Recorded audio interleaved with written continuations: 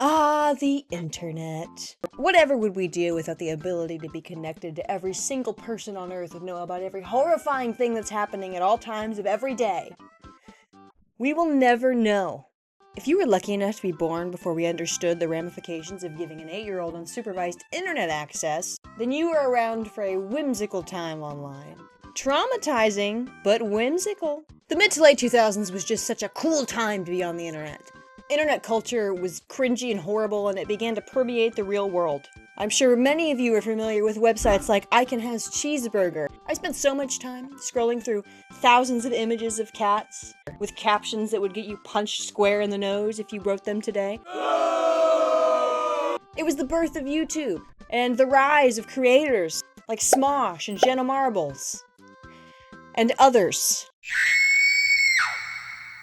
Folks who began creating content in their rooms for fun and quickly rose to unprecedented types of fame and infamy.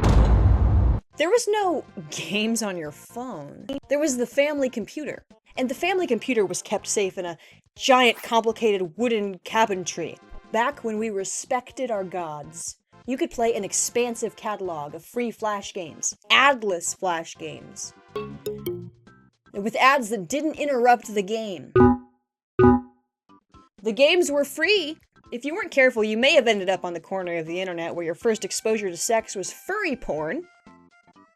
Whimsical, but traumatizing. And if you were anything like me, you had free reign with your mother's email account to sign up for countless virtual world games. Vantage, Movie Star Planet, Toonstown, Poptropica, Habbo Hotel, IMVU, Pixie Hollow, Our World, etc., etc., etc. Habbo Hotel? Habbo Hotel? I've never actually said that out loud until just now. I have no idea if that's correct. I spent so many hours of my childhood designing my little characters and shopping for little clothes and going to little in-game events to trade for little clothes and completing little missions to get little stuff to get more little clothes. A true fashionista. Of course, the main appeal of these virtual worlds was that they were MMOs, massive multiplayer online games. Instead of meeting with your friends after school at a physical location, you could meet in a virtual cafe and chat.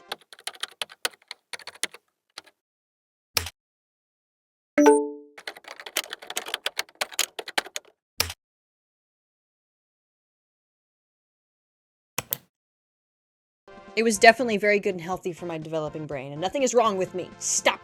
These kinds of games don't exist anymore. What happened? Doing a search today for similar games leads me to suggestions like Elder Scrolls Online, which is a massively successful MMORPG, but is not what I'm talking about. I don't want objectives and goals. I just want to, hang out, man. I yearn for the days of old, and I want answers. This may very well be an old man yells at cloud type of situation, but I want to explore what exactly happened to the virtual worlds I grew up with and loved.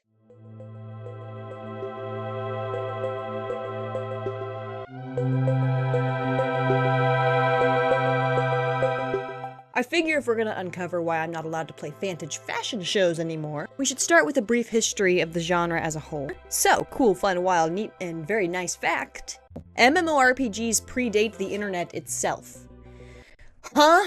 The internet as we know it, or the World Wide Web, was created back in 1993, but the internet itself has existed since 1983, and the first MMO was born an entire 5 years before that. And it is very primitive. Enter the mother of MMOs, MUD, or multi-user dungeons. These chat-based role-playing games were first available on the British computer network Janet, which was available for universities at the time. MUD originally refers to a specific game and not a whole genre of games. It was created by these two guys from the University of Essex in Britain. They did it on this thing. And I don't fucking know what that is. Quote, the point of the game was to gain points until you achieved the rank of wizard, at which point you became immortal and gained certain powers over mortals. Points were scored by killing things or dropping treasure into a swamp. Strange way to play a game. It gained some popularity after a guest account was set up on the network that allowed users to access and play the game for a very short amount of time in the morning for some reason. If you wanted to play this game, you had to get up at 4 o'clock in the morning. Nobody wants to work anymore. The game was text-based, meaning you typed out all of your actions. Like role-playing. Like type...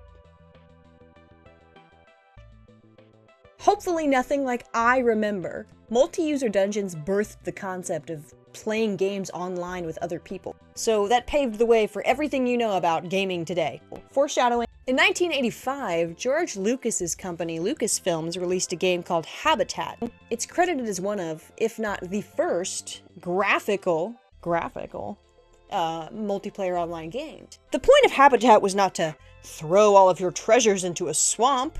The point of Habitat was to hang out and vibe. There were no wizard points. There were no magical frogs. There were no games on your phone. I don't have a lot to say about that one, so we're gonna skip forward to Ultima Online. Ultima Online was released in 1997, and it is credited as the first big boy of the genre. It was the first of its kind to amass over 100,000 members, and the creator of the game, Richard Garriott, even coined the term MMORPG. He put those letters together himself. Based on the research I've done, this game is still accessible 30 years later and even has a pretty active player base. While Ultima Online is a fantasy-based RPG, it has a lot of the things that I'm talking about. You could customize your character. You could purchase land. You could build a house. You could hang out in the house you built. Just chill guy activities. The following decade would see an explosion in these types of games. RuneScape, Final Fantasy, Second Life, the list goes on. But let's be real, I wasn't playing any of these games. They don't matter to me because I was busy being 3 years old at the time. So we're gonna go ahead and skip forward to the year of our Lord, 2007.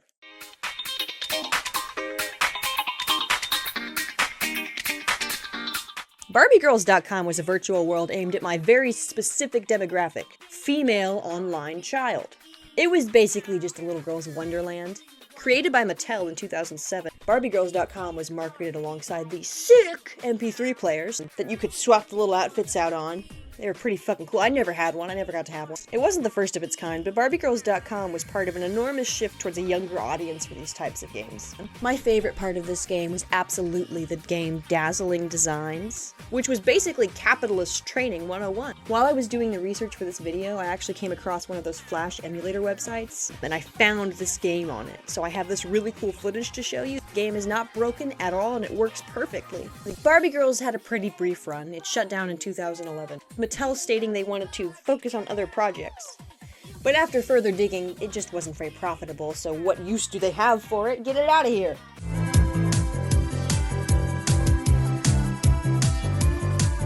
Released in 2008, Vantage was a massively popular MMO that amassed over 30 million users by the end of 2014. Jesus Christ. Aimed at a tween audience, Vantage was just the ultimate hang out and buy cute little clothes game. It was complete with fleshed out lore, mini-games, secrets to uncover, events to participate in, shops where you could buy little clothes. Everyone was on a hoverboard for some reason. That might have been part of the lore. I was too busy buying all the little clothes. The star of the show here for me, and you would never guess, is the fashion show. You could host and participate in fashion shows that were judged based on how closely you could follow the theme. Themes like pointy and orange. Very complicated stuff. Vantage lasted a whole decade, shutting down in 2018. Why? I don't know. Some people say funding, some people say scamming, some people say a lack of a newer audience. Whatever the case may be, that's dead and gone. Dead, gone, and buried. Next.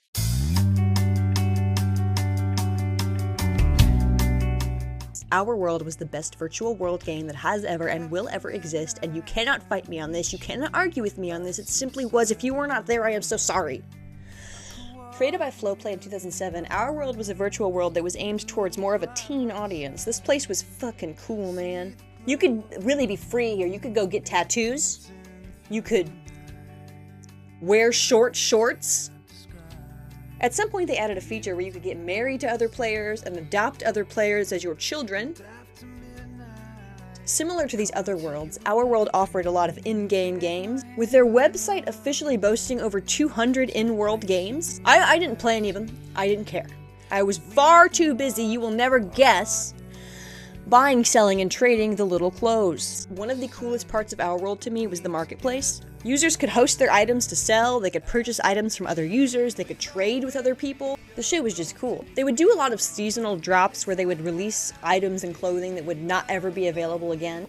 and some of the rarest stuff in that game were items from 2008 and 2009 Halloween drops. Very specifically the Ghost Girl set. It became my life mission to have both the white and the black full set of this Ghost Girl costume. I never got a single one. Allegedly, the marketplace may very well be exactly what led to its downfall. Shutting down in 2021 after nearly 15 years online, Our World's official statement blamed too many bad actors, making the game impossible to maintain anymore. People were hacking and scamming.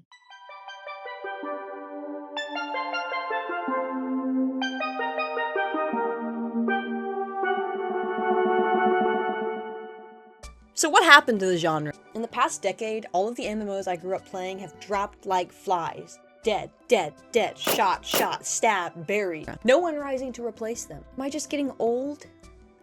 Is this just a weird, desperate attempt to cling on to some shred of my childhood? Not entirely. MMOs haven't died out in the way that I originally thought. It's more that they've morphed into something different. Companies can no longer market based on their online compatibility. That's par for the course, my guys. Almost every single popular game released in the last 5 years offers an online multiplayer mode or online compatibility.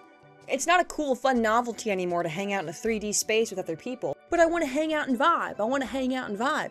That's kind of built in too. Video games released today offer full character customability, spaces to decorate, bases to decorate, and if they don't offer those things inherently, there's definitely a mod you can download to make it that way. And for many of us, interactive digital spaces are just as normal a part of our lives as taking a walk and eating a meal. Virtual reality gives us even more daunting possibilities to consider. There are businesses that operate solely on the premise of offering people the equipment and the space to explore virtual reality games. How long until that's also a normal part of our daily lives? I don't know. What's the point of this video? I think the reason that MMOs are not as popular as they once were has a lot less to do with funding and hackers and scamming, and a lot more to do with the fact that it has consumed gaming as a whole. It's fucking with my head, man. It's crazy. That's all that I have to say today. Bye!